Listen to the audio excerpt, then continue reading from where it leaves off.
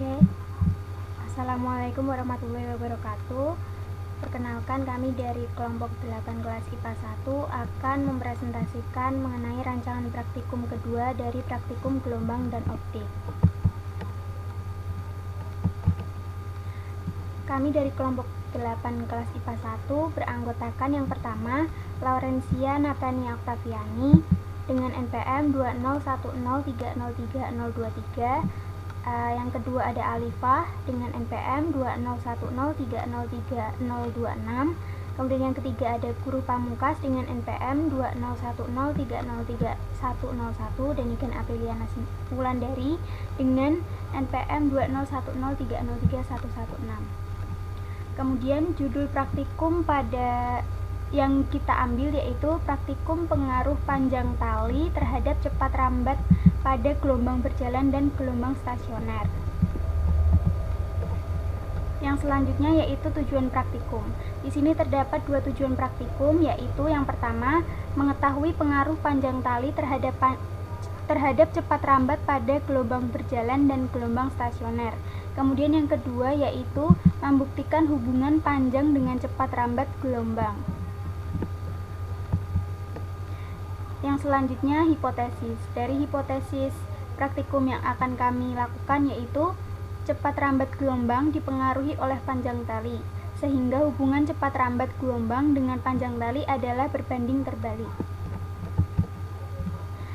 Yang selanjutnya yaitu dasar teori.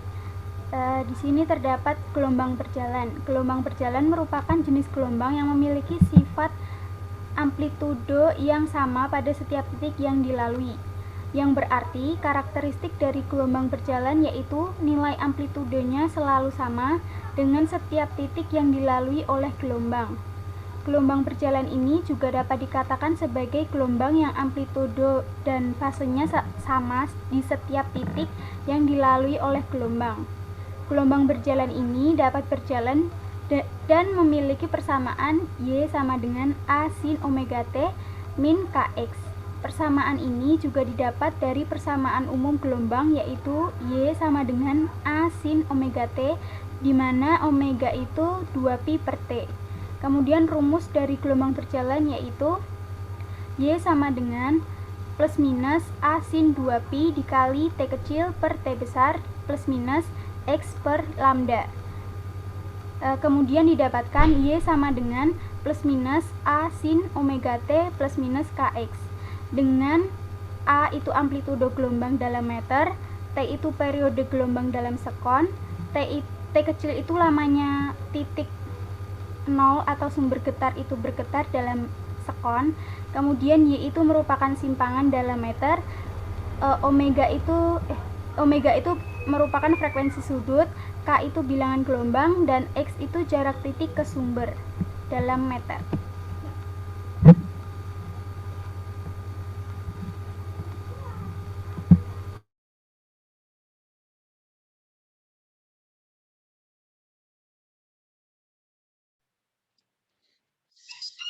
Selanjutnya, kecepatan pada gelombang berjalan merupakan turunan pertama dari jarak atau simpangan. Dengan demikian, persamaan kecepatan gelombang berjalan adalah persamaan yang diturunkan dari persamaan simpangan. Secara matematis, jika mengambil persamaan gelombang yang simpangan awal ke atas dan arah rambatnya ke kanan, maka dapat diturunkan persamaan kecepatannya sebagai berikut. V sama dengan dy per dt. V sama dengan D dikali D dalam kurung A sin omega T dikurangi Kx per dt. V sama dengan A cos Wt dikurangi Kx dikali W. Sehingga dapat ditulis V sama dengan A omega cos dikali omega T min Kx. Gelombang stasioner. Gelombang stasioner merupakan perpaduan atau superposisi antara dua gelombang yang berlawanan arahnya. Kedua gelombang yang berpadu memiliki amplitude, panjang gelombang, dan frekuensi sama atau hampir sama. Kedua gelombang ini dapat dikatakan sebagai gelombang yang koheren atau berhubungan. sehingga menimbulkan interferensi atau interaksi pada setiap titik yang dilewati gelombang. Interferensi pada setiap titik berpeluang untuk menghasilkan gelombang baru berbentuk gelombang stasioner dengan karakteristik tertentu. Titik-titik yang terjadi interferensi maksimum menghasilkan gelombang dengan amplitude paling besar sehingga membentuk titik perut atau antinode. Sedangkan titik-titik yang terjadi interferensi minimum menghasilkan gelombang dengan amplitudo terkecil atau nol sehingga membentuk titik simpul atau node.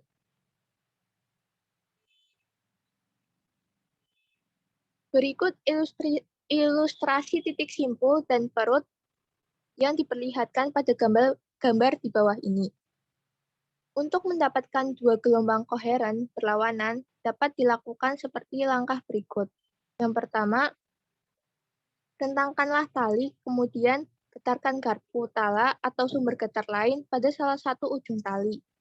Yang kedua, amatilah tali, maka akan terbentuk gelombang stasioner yang terdiri dari simpul dan perut.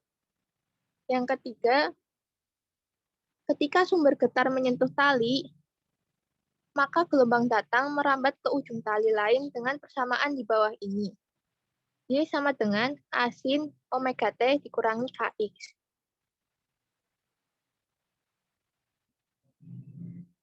Setelah sampai di titik pemantul gelombang, akan berbalik arah, menghasilkan gelombang pantul dengan persamaan tertentu. Jika titik pantul merupakan ujung tali dengan ikatan kuat atau ujung terikat, maka gelombang pantul akan mengalami pembalikan fase. Sedangkan, jika titik pantul merupakan ujung tali dengan ikatan longgar atau ujung bebas, maka gelombang pantul tidak mengalami pembalikan fase. Gelombang stasioner dibagi menjadi dua, yaitu gelombang stasioner ujung bebas dan gelombang stasioner ujung terikat.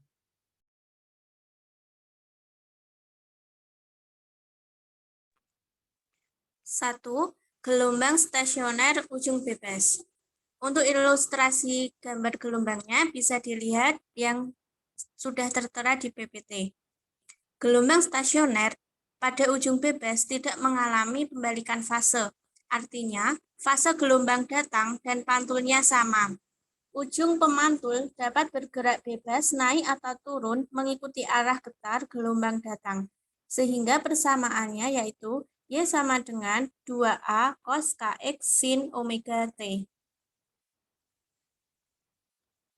Yang kedua yaitu gelombang stasioner ujung terikat.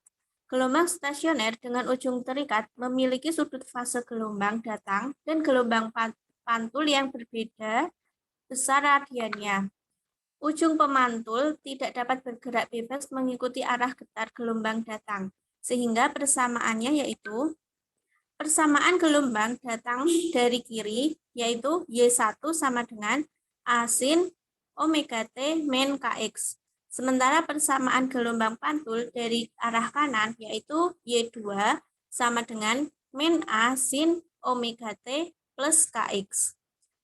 Sehingga dapat didapatkan persamaan gelombang stasioner pada dawai ujung terikat yaitu Y sama dengan 2A sin Kx cos omega T.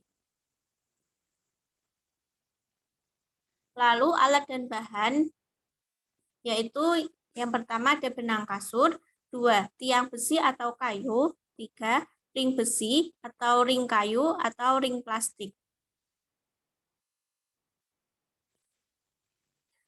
Untuk variabelnya terbagi menjadi 3 yaitu ada variabel bebas, variabel terikat, dan variabel kontrol. Untuk variabel bebasnya yaitu panjang tali atau benang kasur, variabel terikatnya yaitu cepat rambat gelombang, dan variabel kontrolnya yaitu benang kasur, tiang besi atau kayu, ring besi atau kayu atau ring plastik. Cara kerja. Untuk cara kerja gelombang berjalan yaitu pertama menyiapkan alat dan bahan. Untuk yang kedua, mengulurkan tali pada lantai, lalu mengayunkan tali dari kiri ke kanan atau sebaliknya hingga membentuk gelombang yaitu bukit dan lembah. Untuk cara kerja gelombang stasioner ujung bebas, yang pertama menyiapkan alat dan bahan. Lalu memasukkan ring ke dalam besi. Ketiga, mengikat tali ke ring yang sudah dimasukkan ke besi. Lalu mengaitkan tali ke atas dan ke bawah hingga membentuk gelombang. Untuk cara kerja gelombang stasioner ujung terikat, yang pertama menyiapkan alat dan bahan. Lalu mengikat tali pada tiang besi yang sudah ada. Tiga, mengaitkan tali dengan ke atas dan ke bawah hingga membentuk lembah dan bukit.